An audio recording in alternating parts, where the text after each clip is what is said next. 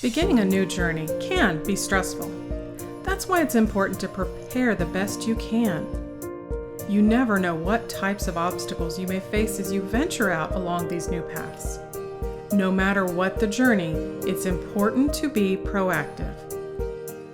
Because if you can't take care of yourself, you cannot take care of your loved one. Order your copy today at www.jessicalazellecannon.com.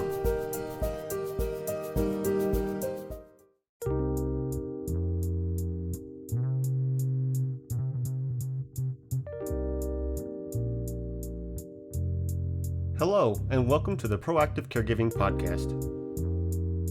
As a CPA with over 20 years as an industry accountant, Jessica stepped away from the corporate world to become a full-time caregiver for her mother.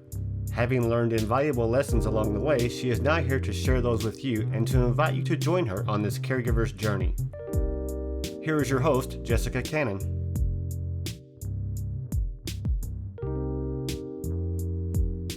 Hello, everybody. I am so glad you're here with me today. I am the Proactive Caregiver, and I specialize in educating others on how to be proactive by empowering you, the caregiver. If you cannot take care of yourself, then you can't take care of your loved one.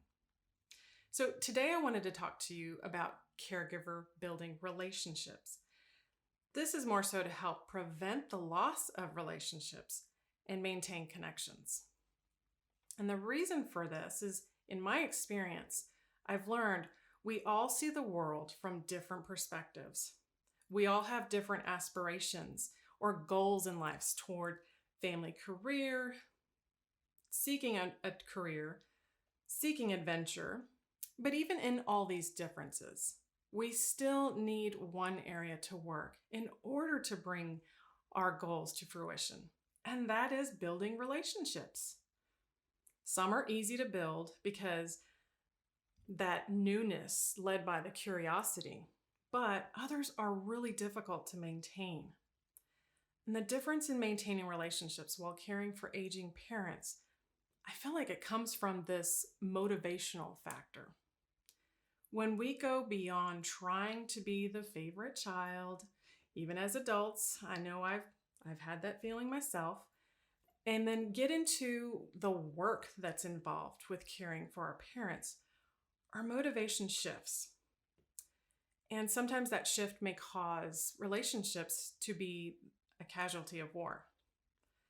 Our focus of we becomes I, which introduces the powerful I in team. And though from that point on, the best care plans are thrown out of balance. So today, I invited Leslie McLeod, a writer, artist, mom, and co-owner of a technology company, to come on the show with me to share her firsthand experience in building positive relationships. Out of caring for her parents from challenging experiences with her siblings came a passion to write a book to help others build relationships while caring for their aging parents. Because to be honest, relationship damage happens to the best of us. But there are ways to learn how to navigate the pitfalls to prevent the damage or loss of our loving relationships. So for that, thanks for coming on with me today, Leslie. I appreciate it. My pleasure. It's great to be here. So, as I mentioned, you are an artist. And one of the areas I wanted to touch on before we get into the nitty-gritty is how you use your artist nature to influence others or even help to relieve some stress. I gave that question a lot of thought, and I've got to say that I don't have the answer that as far as relieving stress, but what it occurred to me in your asking the question was art is the language of our family culture. I'm one of 5 siblings, and my mom was an artist always. She was a sculptress and a painter, and she surrounded herself and all of her loved ones with beauty always. The home was beautiful. There were just beautiful artwork everywhere. And the five of us all share that common artistic nature, very talented, very creative bunch of kids. And Nice. some of us are more for interior design. Some of us are photographers, writers, musicians, visual artists as well. And that became something that we could talk about. That became a common caregiving tool and theme when we were dealing, especially with my mom. Art and beauty was critical, and it entered our discussions and our decisions organically, because that was how we had always communicated. My mom is a visual artist. The beginning of our caregiving journey was very sudden and episodic when she became hospitalized after an overdose of blood thinner. And so she was in the hospital before I was even ready to deal with the fact that maybe she was falling apart. Right. Wasn't going there. Denial, big factor for me. Of course. And so she was there in the hospital. All of a sudden, we were caregivers, whether we wanted to or not. We had to do something with mom. But the interesting thing was, and one of my other siblings is a visual artist as well, when mom couldn't even remember our names necessarily, we gave her a People magazine. She flipped through it, and we said, "Who's that?" And she said, "Hugh Jackman." Flipped it over. "Who's that?" "Shania Twain." No problem. She could recognize the photographs when she couldn't even connect with us in real time. She didn't understand medical jargon, but when they showed her the x-ray of her hip, she said, oh, I can see that. That's a problem. That's interesting. Yeah, and it was my artistic sibling that pointed out, look at how mom is reacting to visual cues in that way. So that gave us a commonality of language. We created beauty in mom's space when we had to put her to a different living facility. So that was an important thing that we could do together. The other point that I thought of was negative space. Have you heard of that concept? Yes. Okay, in art, not everybody has, so I'll just explain. When you're talking about a subject, like my pictures in the background, I did not paint those. Audubon did. I wish I had. But the subject is the birds and the shrubbery. Negative space is the spaces around it, the blank spaces in this case, that help define the shape of the subject. In my mom's case, her absence created a negative space in our lives that helped shape and define us as subjects. When she passed away about a year before my dad did, so much of our focus was on her and the artistic nature that we were receiving from her. When she was gone, my dad blossomed in the area of art. He was a scientist and a businessman, and we had never acknowledged that he had an artistic nature. I never even considered it. With her gone, at the assisted living facility, he was painting pictures, and those were treasures. He was dancing with the physical therapy staff. He was tapping his toes to music at the concerts they take him to. He was glorying in fun music. This artistic nature blossomed in the negative space that my mom's absence created. So the question, I guess, for some people is, what's your family's native language? Ours was art. Is yours sports? Is yours animals? Is it politics? Is it music? See if you can, when you're having struggles communicating, maybe grasp on to that core of whatever your family's culture is. What binds you? What do you have in common? How can you talk about it in a way that's comfortable for everybody? That's awesome, because that's one of the areas, and that's why I want to encourage other caregivers to embrace their creative sides. And if they feel like they don't have a creative bone in their body, it really, finding your interest and trying to go in a direction. And for me, I started with paint by numbers, something small, but even that helped blossom into something else that gave me that, the kind of a spiritual calming kind of connection to what I was dealing with, what mom was dealing with. Unfortunately, trying to translate that and have mom join with me, it was hit or miss, but absolutely there were days that the artist side of her connecting, trying to find something that she would be able to communicate with, comes back. And so I love that you shared that with us. So as you mentioned that you were kind of thrown into the caregiving. It wasn't something family planned, which often is an issue for others. Life happens when we least expect it. So once you were starting with this already abrupt time, how did you see relationships evolving and kind of going through and reacting to this need? Like I say, it was very sudden for me, especially because I had that whole denial component. I think other siblings probably had more of a clue going in. Of the five of us, we were scattered across the country, but the three youngest siblings none of us lived closer than an hour and a half from mom and dad. They had been married 60 years, lived in the same home forever, where we grew up. And so to me, it was just a continuation of the relationship that I enjoyed with them since childhood. One of my siblings and the siblings' children, we have all millennial age kids, but they were there hands-on, recognizing the problems and providing care when I didn't even recognize it was needed. So they were kind of tipped off. The others may have been more or less aware. I'm not sure. I just know that it was very, very sudden for me. All of a sudden, we're recognizing dad can't run his business anymore, should not be driving anymore. Mom clearly doesn't know how much blood thinner to take. She doesn't know what she's taking. And so it was just, what we dealt with was shock. And it really was a huge shock, massive anticipatory sudden grief. You're mourning I mourned the loss of the mom who was supposed to be caring for me. Hello. Right. And so each of us, I think, was shocked and devastated and reacted out of our own emotional place. And so we had to we all loved our parents and wanted what was best for them. So that was the common ground. Good. And clearly we were all on the same page there. How we got to that, what that looked like, what it meant to us, and how we reacted amongst ourselves varied quite widely, and so right. So we communicated pretty well. We were all fairly close coming in, but there were, even though there were five of us, there may only be two in your family. There may only be one, which presents a whole different set of issues. Right. But there may be only one that really looks at things from a different way and is harder to deal with. And that was my case personally.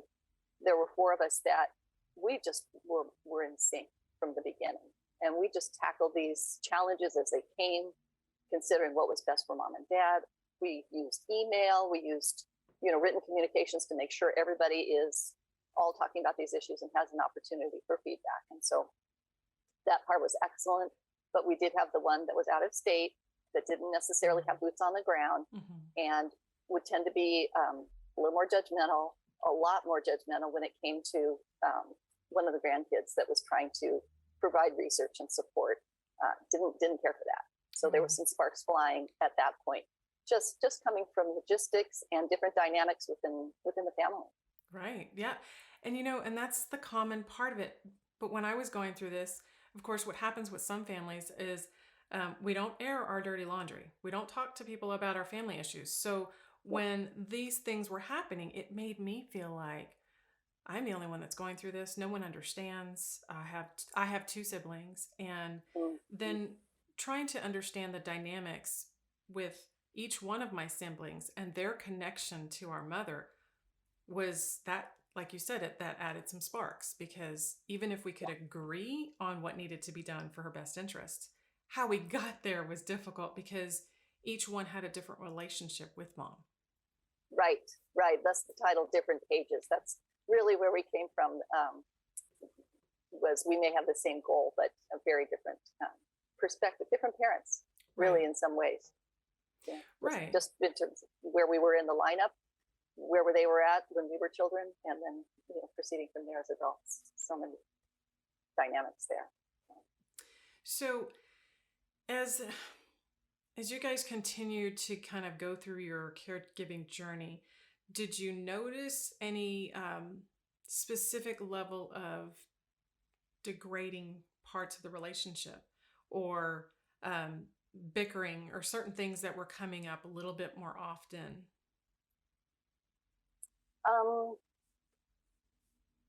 I wouldn't say so. That wasn't really so much our issue, because most of us that had the boots on the ground were actually coordinating very well and communicating Good. well. So it was only when the out of state one would come in and try to, stir things up or fix things, whatever, that became Creates more of an issue. So not so much the bickering, that really wasn't our dynamic. good. As I've done research though, and talking to other families, I've interviewed dozens of families that have different sibling dynamics. And I got a whole chapter called Dynamite Dynamics, because what you're bringing in to that, really, this is a project. This is a sacred assignment. And we have not worked together as a team since, we moved out of the house. Since the last one moved out of the house, we have not worked together. Most families don't. We coordinated, I think, a 50th anniversary party for mom and dad, and that was about it. So since then, and that was a real different set of decision-making factors there. So this is just a perfect storm that sets itself up for conflict, because you've got tremendous anxiety. You've got emotions that are bouncing off the walls, all kinds of different exaggerated emotions. You've got a rusty decision-making mechanism. You've got family of origin issues. You've got differing abilities to cope, different capabilities just physically. Am I there? Am I able to help? Are you helping more or less? There's just a lot of different expectations and assumptions that all go into this unique situation, and nobody comes at it with a precedent. Most of us don't come in at it with a plan at all. And so we're coming at this thing cold, and we're not prepared. And so we kind of just get into the mix this whole variety of really very unique features that you have to deal with. So I would say as adults, we kind of move into our own lanes, and we set up comfortable communications with our siblings. So that may look like talking to your sister every day. Maybe that's the relationship. Maybe I just do a video chat with my brother once a year at Christmas. That's good. Maybe I just send a Christmas card to the one that's AWOL. That's fine. Hope she gets it. Right. So we set up what's comfortable for us in our family. And so, you've got the family of origin, was the baby favored? Do I still resent her? Yeah. Was she the bossy one, the oldest one? Was she way older? Do I have kind of a mom thing? Do I look at her like a mom in some ways? Or do I resent her for being so, whatever? There's the drama queen.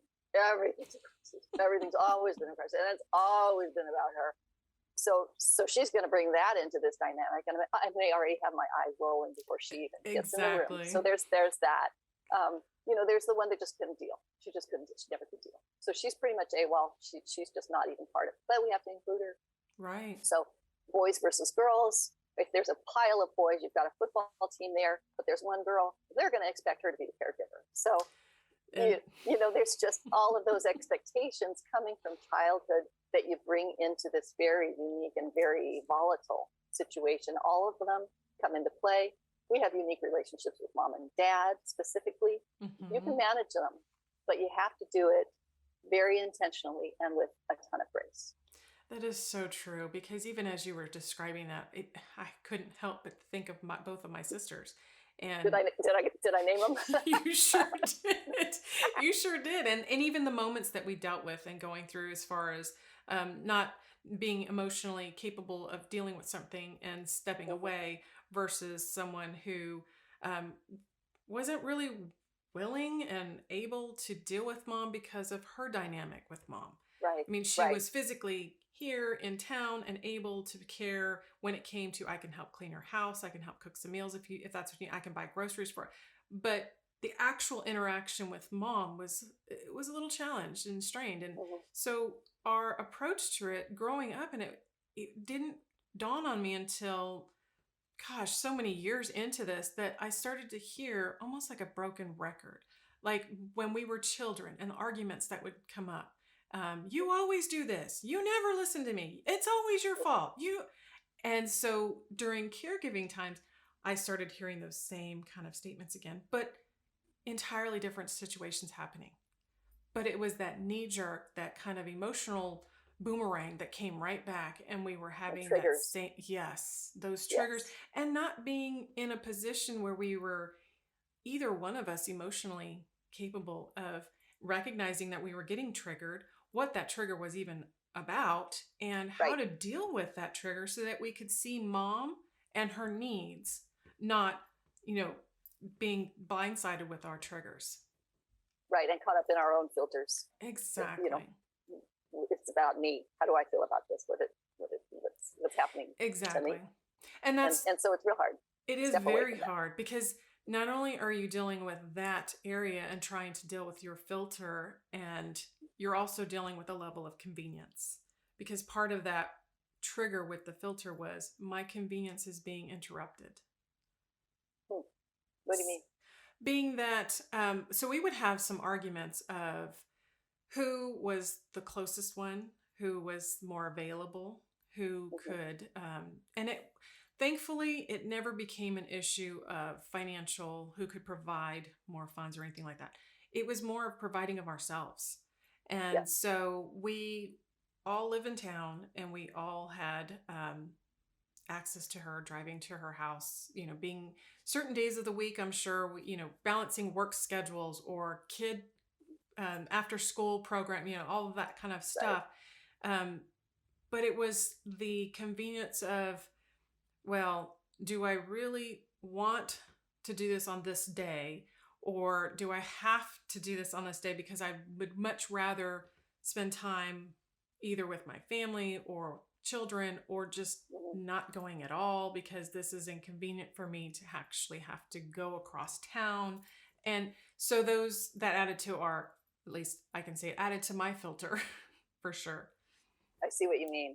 Yeah, a lot of it is expectations and a desire for fairness on my terms.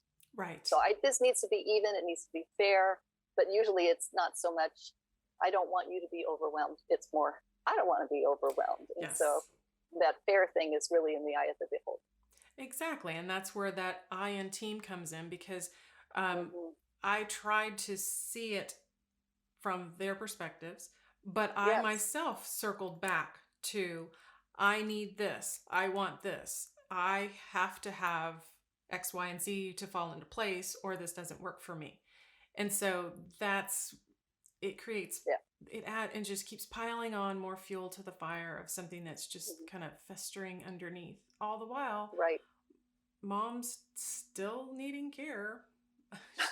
And a good question you asked, and this wasn't so much a dynamic in our situation, but what's mom observing? What's she feeling when she sees this going on? It's really hard for her or for dad to see that kind of disunity and disharmony, just bickering. Maybe it's not, a huge rupture, but it's, it's just uncomfortable for them to see the kids.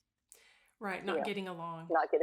Exactly. And I think that was one of the areas that even to this day, mom still is concerned with. She wants to know that before she leaves this world, we are all together. We are all on the same page. We're all there for each other. If she can't be there with us, because we did have to recognize, like you said earlier, mom is the one that needs the care now. She can no longer take care of us. And so we get that, but she wants to know before she leaves this world that we can take care of ourselves and we can take care of each other, and that we would continue to be there for each other. What a gift that will be if you can give that to her. I really hope and pray that is a gift that I can give her, but I've had to, it's a very tough dynamic, and I've had to accept that things will happen in divine time, I guess, if it's intended to happen at all. So, and you only have control over your peace. So exactly. And that's that's also part of the dynamic, is learning how much of it can I control and let go of, or how much of it can I influence and push and try, So, because I know for my mom that us bickering in front of her, and it's like an emotional tug of war for her, because she can't take sides. She wouldn't take sides, and I didn't expect her to take sides, but I'm sure it creates an added stress for her that doesn't need to be. Right, and I guess I feel really blessed. We were fortunate that wasn't something that we, generally speaking, we weren't all in the same room with her at the same time, or our parents, but we more did the communicating about the parents when we weren't around them. And so the times that we were with them, we were able to keep it pretty civilized. So that was So good. do you feel like as we're raised in our homes and we kind of learn this behavior and this level of compassion or communication from our siblings and even from our parents to an extent, do you feel like we use this in our caregiving journey, and that's how we learn to react in our caregiving journey? Is from how we communicated as children, you mean? Mm-hmm. And moving forward. I think we can learn a lot from this season of having to care and having to sacrifice and having to show compassion. This basically, the sacred assignment of caring for our parents is a time of sacrifice. And if we have siblings, then those sacrifices that we can learn to part with can include our expectations, Mm-hmm. our assumptions, our perspectives, and our right to be right. Mm-hmm. So those are all some things that we will bring in from our childhood dynamics, our adult perspectives. This is a time and an opportunity to let some of those things go. There are so many things that we can do from learning to care with each other that will make us better and more compassionate people and enable us to care better for our parents. We can choose communication even when it's uncomfortable. I avoided too many conversations that I like the look of this head in the sand, that this is the look that I prefer. I don't want to deal with, I didn't ask my mom the questions that I now wish I had asked because there was never going to be a day when she was not going to be there. I just didn't want to acknowledge that. Right. Death was unacceptable. And so to say, hey, why don't you tell me a little bit more about cousin Martha? How do I need to deal with her? Didn't want to have that conversation because it wasn't going to happen. Right. So those are conversations that I should have had with my parents, with our siblings. Hey, the one sibling was aware mom and dad are falling apart. She was setting off alarm bells that we chose not to hear. I chose not to hear. Yes. Those are conversations that need to be made to happen. So go ahead and communicate even when it's uncomfortable. Sharing our feelings with vulnerability. That's another piece. Some families are much more emotionally articulate. Ours wasn't so much. We all kind of, kept things to ourselves, just sort of processed on our own. It wasn't the family culture to just lay out your dirty laundry and talk about, you know what, I am really ticked about this, or right. I am so anxious. I can't even see straight right now. Can you handle this? Can you take point right now? Right. Or whatever, or whatever. The emotions are huge right now. And if we don't have a vocabulary or precedent for communicating those, it makes it more difficult. So learning how to do that's something that we can do. We can do. We can learn that through this process. Another big piece is looking past disagreeable behavior to understand the pain that might be driving it. She is being such a pain. She is being so difficult to deal with. Why is he pushing that way? Why is he insisting? What is going on with that person? And so usually what's going on is pain of some kind. Yes. It may be pain from the unresolved relationship that he had with dad. Right. That may be what's causing him to put on that front. Maybe she's got some dealing that she needs to do with mom. Maybe it's something that's happening at home. It has nothing to do with me, but I can't get through to her right now. And I don't know what the problem is. I can assume that she has one. And it doesn't mean that she's weird or she's a jerk or that she's unreasonable. She may be unreasonable, and a lot of times I was not rational. It was really helpful to realize when they're being irrational, I'm not being rational either. It's because we're so emotionally impacted right now that, I may be crying over the color of towels that we ended up in mom's room. She wanted green and they're blue, and I'm falling apart. Well, that's just grief, and that's just unresolved issues coming out to the forefront. And so when somebody's acting weird, just giving ourselves that little extra bit of compassion and grace to recognize that there's a reason.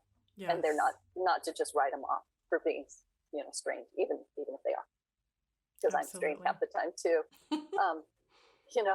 praying for our siblings when we hit a wall with them. That's really important. I can only be mature to a certain extent. Yeah. And I'm going to reach the end of that pretty quick. Oh yeah. And so I need divine intervention sometimes, and so do they. We can seek and celebrate our common history. Mm-hmm. We can do that. Take that language that we have. Remember some of the fun stuff. Talk about, things that gave us joy when we were growing up, and restore those bonds that we had based on the positive things from our history. And we can nurture a future without our parents. I certainly didn't want to consider that there was a future without our parents, but honestly, it's really healthy to recognize someday we're going to be orphans here. Mm-hmm. We're going to be just us. There's going to be a time when we are the family. And it was just interesting to see the way our family recalibrated itself without the hub. It was always mom. Right. With her removed. Again, the negative space. We created new spokes and learned how to communicate directly in a way that ended up actually being kind of beautiful. So look towards that and know that may happen. And what can you do to help create those ties and those conversations and relationships now that are going to serve you in the future. Right. So those are some thoughts. Thank you so much for putting it in that way too, because I realized at some point, a lot of times I wouldn't approach my sisters and speak to them and tell them how I felt, especially if I was angry or irritated with their actions, because I felt like if I mentioned something, it was automatically going to put a spotlight on me, a spotlight on my actions, because at that point it was neither one of us would hear each other. And it was more of the pointing the fingers. Well, you used to do this and you always do that. Instead of saying, okay, this moment right now, this sounds really weird for you to be angry or upset. So clearly there's something else underneath that's causing us. I didn't see that till much later in life. And of course, at the time that our relationship was just exploding, after imploding for so many years, it was shortly after our dad died. And so the three of us were in this moment of grieving. And so, and trying to take care of mom because dad passes.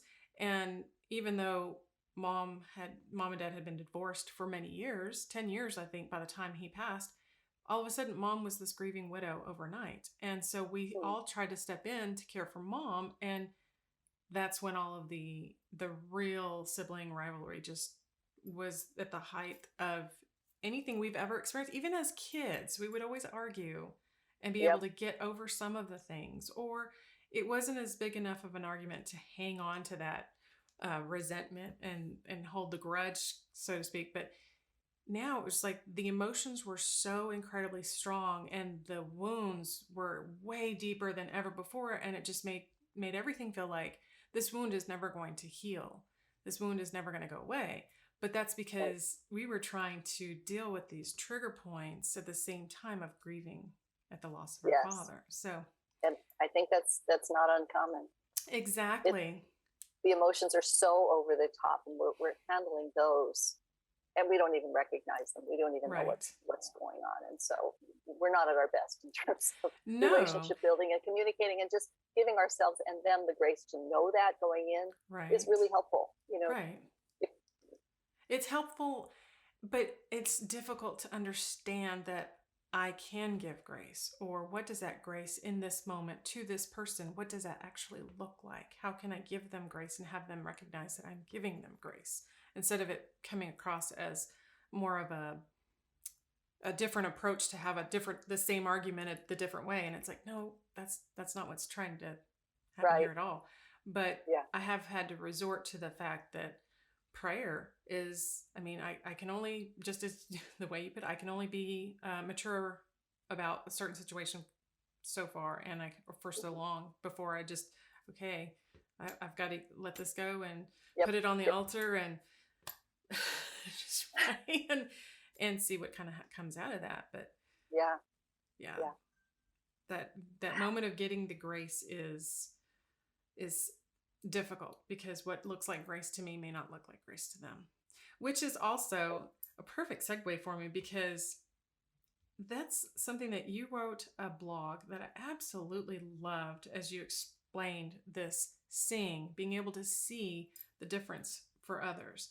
And one of the quotes I jotted down was, you ended this blog with, God give me the eyes of compassion to look for the difference. And this to me was such a lovely end prayer to your blog, the eyes to see the difference.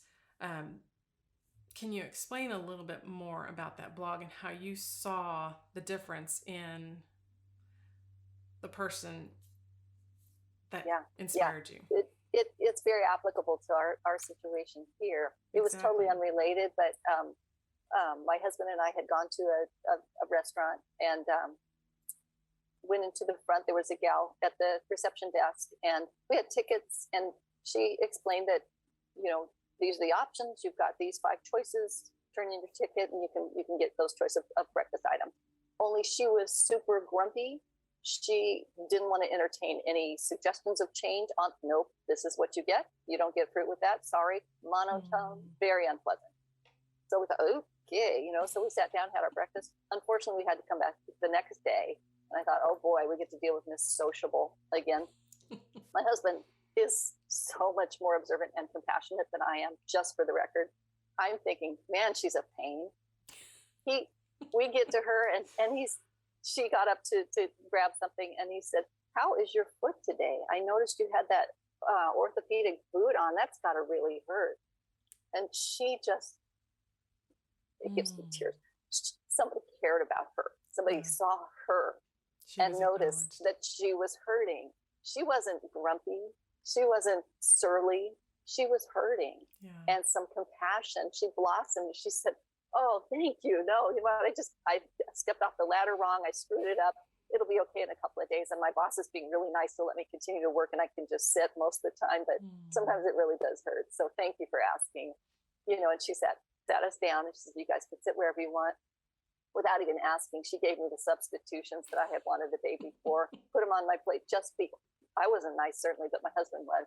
And so she just responded to that moment of caring and seeing her and seeing past her grumpy exterior to see the pain that was behind it, which is so relevant to what's happening with our sibling.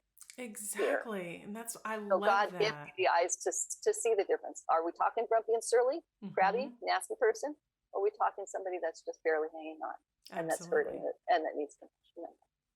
And that is a lesson that I learned the hard way. And I wish to God, if I had that magic button that I could press and go back in time, there's specific moments that I wish I could have done that. God, give me the eyes to see this differently, because I didn't see the pain. I didn't see the hurt. I reacted instead of trying to be proactive in our relationship and help the communication. I was reacting my pain to her pain. And it just, it's like throwing a bomb on the other side of the wall, and the fallout was just so incredibly horrible. The relationships are destroyed. Can I ask you a question? Sure. How are you at apologies? I'm terrible. That's a great question. Because years ago, not being able to recognize someone else's pain, I was in that mindset that I didn't do something wrong. And so that is being in the headspace, ego's headspace, that I didn't do anything wrong, so I don't have to apologize. I don't know what you're talking about. I don't know what you're thinking. This wouldn't have happened had you not XYZ, right? Yeah. But now, hindsight, that I'm able to look back all of this to these situations that we had and the arguments that we had and what we were arguing about and what I was understanding at that moment, that point in time. Now I'm at that point where I can see, oh, darn it. She really felt this when it was not that, what I thought, or I should have said this instead of that, or I should have done this, or I should have just hugged her and said nothing, and then years later, trying to apologize, I can only imagine that they're still in a position of pain and hurting, because now that I'm ready to own up to my actions and my words, my hurt towards them, it's not being received. It's not heard. It's heard, but it's not received. And so I can only do so much and pray so much and we all have our times where I'll have our differences, and I have to accept that. And so, yes, I'm able to apologize now because now I understand more of, and putting that mirror up and seeing, okay, if I'm hurting and feeling this and I'm reacting this way, then oh my goodness, no wonder. And it's almost like the worse you see someone react, the deeper their pain goes, the Yes. deeper their frustration goes. And so giving them the benefit of the doubt and just acknowledging it even can go so far. And forgiveness for them, forgiveness for yourself. Not necessarily an apology, but just knowing I was really strung out at that time. And so, I was not my best. And maybe I just acknowledge that to myself. If she can't hear that, she can't receive that right now. It just gives you a little bit of personal peace that, I could have handled this better. And I just wasn't able at that time, but I'll try now. I'm glad you even said it that way too, because forgiveness for myself, it took me a long time to reach that point of being able to apologize because I didn't forgive myself. It took me, so it was a process. So once I was able to forgive myself, then I realized, okay, if I can forgive myself for these actions, then I need to ask them to forgive me and forgive them for what it is. Yep. All part of that. Yeah. All part of that dynamic. Yeah. Well, this has been so exciting, Leslie. There's a lot more. Do you have another 4 or 5 hours we can keep going? Exactly. I just realized that as I meet more and more caregivers, and as I'm sure you can agree, that this topic, even though it felt like it was something very personal and private and individual to me, it is very common, because regardless of jumping into a caregiving journey that happened overnight, unexpectedly, or something that just kind of evolved over time and one day you're a full-time caregiver, either way, it's hard to cope and deal with the caregiving role in addition to balancing these relationships that are already coming from different dynamics to begin with. So I appreciate you sharing this information with me so much today, because I know listeners will value this and make them look into their own relationships and see what maybe their triggers have been and how difficult will it be to apologize. Right, and just to know that there are things that they can do, very practical, little do's and don'ts. We can share those another time, but little relationship building habits and communication styles and skills that can help you restore or retain a relationship, versus just what collateral damage afterwards. Absolutely. It's never too late, and you can go back and you can rebuild, but it's real hard when there's already been the damage. Right. And if you can prevent that, and a lot of it can be prevented, and it's just helpful to know, hey, you know what, maybe I need to look into this and see, could I be doing something different? Is there a different way I can look at this situation and, help build that relationship up before it deteriorates further? And it is, how we handle this crucible can really divide our relationships or deepen them and allow us to walk through the season of change with absolutely a forward vision, with compassion and patience and love and grace. Exactly. So how can our listeners find you if they want to share a sibling rivalry story? I'd love to hear from people, if they want to communicate with me and get some resources that I've come up with, maybe keep in touch and see how the progress of the book comes along. Then I'd love to provide those resources. Occasionally I do the blogs that are related to this subject, and I am still looking for stories. So I'd love to hear from you, whether you've done something really well as a family, and I've talked to some folks that have done that, or something that really went very badly sideways. Maybe it's got some redeeming value as a lesson for somebody else. Exactly. So you can find me at my website. That would be great if you could subscribe to my blog or communicate, send an email there. It's LA. I'm Leslie Ann, so it's LA. I'm also from Southern California, so if that helps you remember, LA McLeod. So it's LA, and then it's MCLEOD.com, LAMcleod.com. And then I'm also active on Facebook, and I keep a public page there that you're welcome to go to. And I believe it's Leslie.McLeod.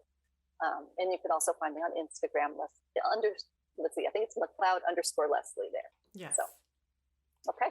Perfect. Well, And thank I'd you love to hear so from much for joining. I appreciate every bit of this information because it's helped me in thinking through some of this. And I know it's going to help others. Talk. Yes. I hope so. It's been a blessing. Thank you so much for having me on. Definitely. Thank you for joining in today with us, and I hope this gave you a little bit more food for thought. So until next time, be proactive. Take care, everybody. Thank you for joining us today. We really hope you've enjoyed this episode. To learn more about proactive caregiving and to hear other episodes of this podcast, please visit www.jessicalazelcannon.com. This podcast is produced by Cannon Light Media, LLC, www.cannonlightmedia.com. Music provided by Khris Paradise.